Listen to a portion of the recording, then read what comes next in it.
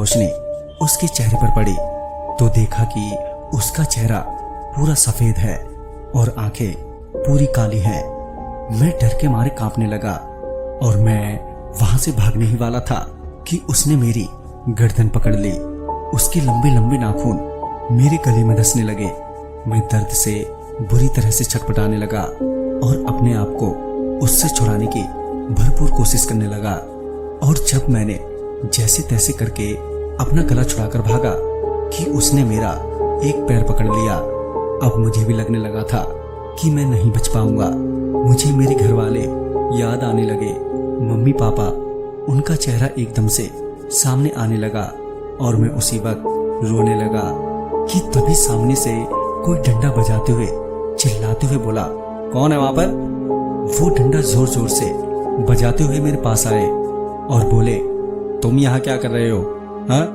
मैं अभी नीचे जमीन पर पड़ा हुआ था और आंखें बंद करके बस रोए जा रहा था। तभी उस आदमी ने मुझे उठाया और फिर उसने पूछा, तुम कौन हो और यहाँ क्या कर रहे हो? फिर मुझे एहसास हुआ कि वो शैतान वहां पर नहीं है और मेरे सामने आरपीएफ का जवान खड़ा है। तभी मैंने उन्हें सारी बात बताई। फिर वो मुझे अपने साथ ले गए। फिर जब मैंने उस आरपीएफ के जवान को अपनी ट्रेन की टिकट दिखाई तो वो मेरे को उसी प्लेटफॉर्म पर ले गया जहां ट्रेन आने वाली थी। साथ ही ये भी बताया कि जिसने तुम्हें गुमराह किया वो पहले एक सफाई कर्मचारी था। एक रोज वो जब ट्रैक की सफाई कर रहा था तो उसका पांव ट्रैक में फंस गया और तभी ट्रेन भी आ गई और ट्रेन की चपेट में आकर उसकी मौत हो गई।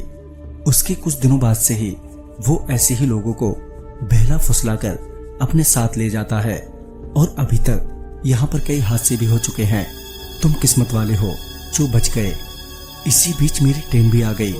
ट्रेन में बैठने के बाद मुझे थोड़ा सुकून मिला और फिर मैं सही सलामत बोकारो अपने गांव पहुंच गया। तो दोस्तों, इस कहानी में बस इतना ही।